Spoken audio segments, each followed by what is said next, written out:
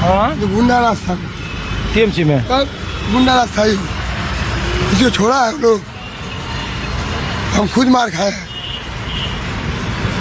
तभी तो यहाँ से तृणमूल कांग्रेस जीत गई, जहाँ हम हैं। दूसरी वजह से जीता है, यहाँ से हारा 35वां वार्ड से, बीजेपी जीता यहाँ पर 35वां वार्ड में। अरे तो आप मार खाए थे, तो आप सत्ता में आए तब आप लोग भी मारे? नहीं मारे थे, कहाँ मारे, खुद भाग गया है, खुद भाग चुका है, मारेगा आएगा तब तो, आया नहीं, सब लोग गायब हो गया, सब गायब हो गया है अपने आप।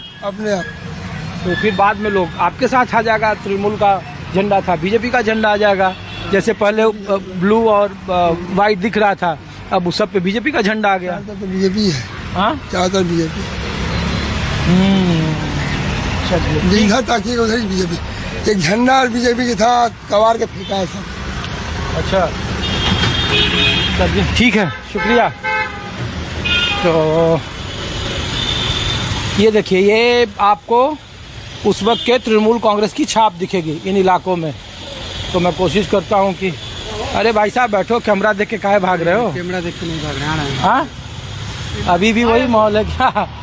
ये कैमरा देख के लोग क्यों भाग जाते हैं सर?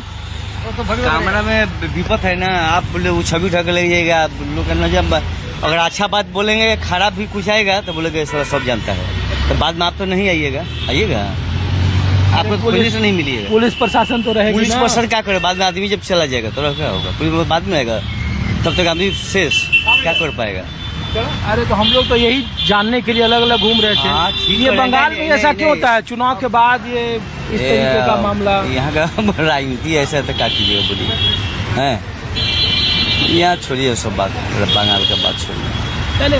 पहले आमतौर पर देखते थे ना कि तृणमूल के लोग बैठे रहते थे, अब जहाँ बैठते रहते, हम लोग यहीं बैठते हैं दिन में भी, ये तो बगल में घर है, नीचे में है, नीचे में घर है, यहाँ के बैठते हैं, शाम को बैठते हैं, हाँ 1-2 घंटा बैठते चले जाते हैं, दिन में भी बैठते हैं। ऐसे घर हम लोग बिहारे हैं, मगर यहाँ पर रहते हैं। यहाँ के वोटर हैं? हाँ वोटर हैं, वोट में नाम नहीं करता? नहीं करता। हम लोग तो 2002 में वोट दिए, वोट में नाम कैसे कट जाएगा, हम लोग बांग्लादेशी थोड़ी हैं, ऊपर से आए हैं। तो अब इधर लोग नहीं बैठ रहे हैं, तृणमूल वाले सब गायब हो गए? कुछ दिन में तृणमूल पहले नहीं बैठता था, वो लोग नहीं बैठता था, हम ही लोग बैठते थे। वो कभी आया 2-1 लड़का बैठा चला गया, वो लोग बैठता भी नहीं था लड़का लोग। तो ये तोड़-फोड़ अब देखिए वो सब रात में किया होगा लोग, दिन में तो कोई बात हुआ नहीं, वो रात में ऐसा यहाँ क्यों होता है? जिसकी सरकार वो तो होगा, सरकार बदलती है, तुरा अगर वो लोग का भी तुरा है, लोग भी तोड़ दिया। बीजेपी रोक पाएगी? बीजेपी सरकार कहा था कि भय नहीं भरोसा चाहिए, देखिए बदला नहीं बदलाव चाहिए। देखिए प्रशासन सब कुछ कर सकेगी, और बीजेपी चाहेगी तो लोग सब रोक पाएगी, वो चाहेंगे कि सब रोके, सब रोक पाएगी, वो बीजेपी रोक लेगी। हाँ कहीं नहीं रोकेगी, प्रशासन जब हाथ में सही है तो रोक लेगी वो। ठीक है, शुक्रिया। क्या नाम हुआ आपका? दशरथ राय। तो ये मैं आपको तस्वीर दिखा रहा हूँ, अलग अलग जगहों की कहानी है, और न केवल तृणमूल कांग्रेस के कार्यकर्ता भारतीय जनता पार्टी पर लगा रहे हैं, भारतीय जनता पार्टी के कार्यकर्ता तृणमूल कांग्रेस पर लड़ा रहे हैं, और आखिर पश्चिम बंगाल की राजनीति में जब सत्ता परिवर्तन होता है तो फिर इस तरीके की हिंसा क्यों होती है, आम लोग क्या सोचते हैं। 2011 में जब लेफ्ट की सरकार गई तो लेफ्ट के कार्यकर्ताओं के साथ, नेताओं के साथ कई लोगों के घर जले, कई राजनीतिक कार्यकर्ताओं की हत्या हुई। 2021 में जब तृणमूल कांग्रेस चुनाव जीती, भारतीय जनता पार्टी से टसन था, तो फिर वो फार्मूला भारतीय जनता पार्टी के साथ हो गया। भारतीय जनता पार्टी के कई सारे कार्यकर्ताओं की जान गई, कि कई के घर जलाए गए। और अब जब 2026 में सत्ता बदला तो फिर तृणमूल कांग्रेस के कार्यकर्ताओं पर ये आरोप लग रहा है, और तृणमूल कांग्रेस बार बार करे कि उनके कार्यकर्ताओं को मारा जा रहा है, पीटा जा रहा है, और हिंसा में बंगाल अभी फिलहाल जल रहा है।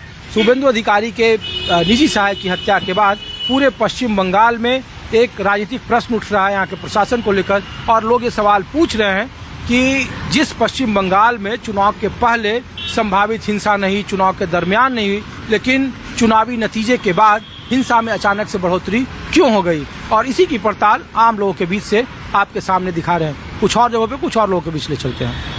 पश्चिम बंगाल का विधानसभा चुनाव जब शुरू हुआ 2 चरणों में, तो हिंसा की छिटपुट घटनाएं हुई और लगभग कहा गया कि हिंसा मुक्त विधानसभा का चुनाव रहा। लेकिन जैसे ही 4 मई को चुनावी नतीजे आए, पश्चिम बंगाल के अलग अलग जिलों से, अलग अलग शहरों से, अलग अलग कस्बों से आपको इस तरीके की तस्वीर देखने को मिली होगी ये न्यू मार्केट है, कोलकाता नगर निगम जो ऐतिहासिक जगह है कोलकाता में, उसके ठीक न्यू मार्केट के बगल में ये तृणमूल कांग्रेस का कहा जा रहा था कि छोटा सा दफ्तर था, और उसको शाम को जैसे ही चुनावी नतीजे आए, जो समर्थकों की भीड़ थी इस पूरे इलाके को तहस नहस कर दिया। और ये सिर्फ एक जगह नहीं, कई जगहों पर सीलपाड़ा की घटना है, अन्य जगहों पर ये घटनाएं हो रही है, और लोग कह रहे हैं कि बंगाल में आखिर माहौल कैसे बदलेगा।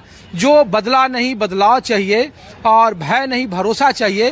तो इसको लेकर मैं माहौल क्या दिखा रहा हूं कि इस मर्ज की दवा क्या है।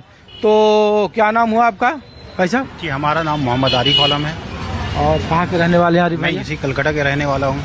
और यहाँ मार्केट में आप जी, मार्केट मतलब घूमने आए हैं या कोई कारोबार? मैं किसी काम से यहाँ आया कारपोरेशन में आया। बताइए। तो हर बार तो हम लोग यही देखते थे, चाहे लेफ्ट की सरकार बदले तो, तृणमूल की सरकार आए तो, सरकार का और परिवर्तन ये- होना, सरकार का परिवर्तन होना, ये हर जगह परिवर्तन होना चाहिए, ये अच्छा मैसेज है।